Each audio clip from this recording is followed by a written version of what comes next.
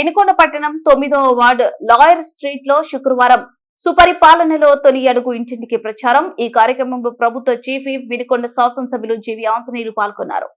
స్థానిక ప్రజలను కలుసుకున్న జీవి ప్రభుత్వం అందిస్తున్న సంక్షేమ పథకాలు, చేపట్టిన అభివృద్ధి పనుల గురించి వివరించారు.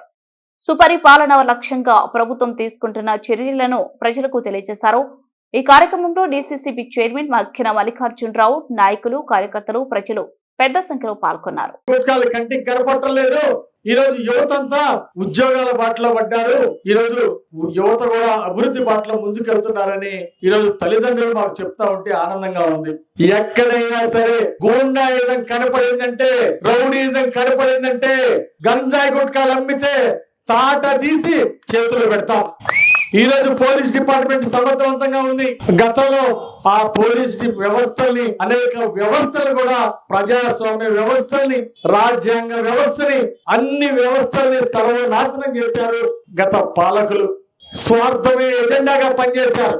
ఎన్ఆర్ఈజీఎస్ లో రాష్ట్రం మొత్తం సిమెంట్ రోడ్లు వేసి బ్రహ్మాండంగా నాణ్యమైన వర్కులు చేసినటువంటి, ఉపాధి హామీలో పనులు చేసినటువంటి కాంట్రాక్టర్లు 3.5 లక్షల మందిని కక్ష కట్టి ఆర్థికంగా సర్వనాశనం చేయాలి వీళ్ళని అని ఒక దుర్మార్గపు ఆలోచనతోటి బిల్లులు ఇవ్వకుండా ఆ బిల్లుల్ని, ఆ ఫైల్స్ అన్ని జీరోలు పెట్టి ఫైల్స్ అన్ని క్లోజ్ చేపించారు.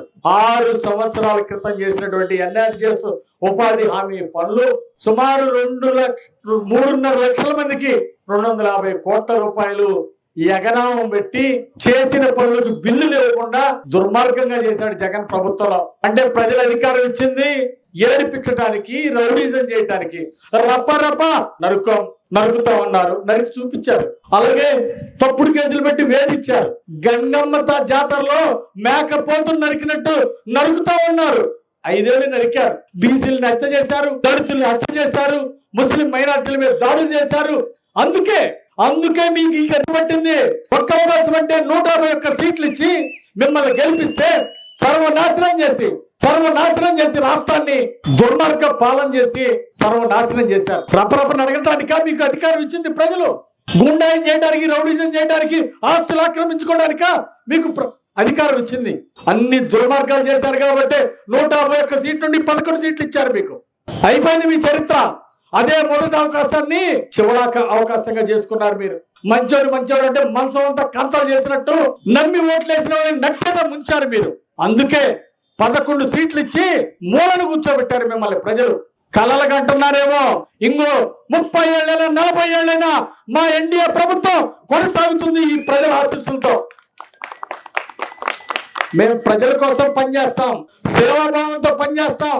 అన్న ఎన్టీ రామారావు గారు పెట్టిన పార్టీ చంద్రబాబు గారు 2047 సాధించాలి, ప్రతి పేదరిక కుటుంబం అభివృద్ధిలోకి రావాలి, ప్రతి కుటుంబం నుండి ఒక యువ పారిశ్రామికవేత్త రావాలి అని ఈ రోజు మా ప్రభుత్వం ముందుకెళ్తుంది. ప్రజలకు సుపరిపాలన అందించడమే మా ఆశయం, ప్రజలకు అభివృద్ధి అందించడమే మా ధ్యేయం.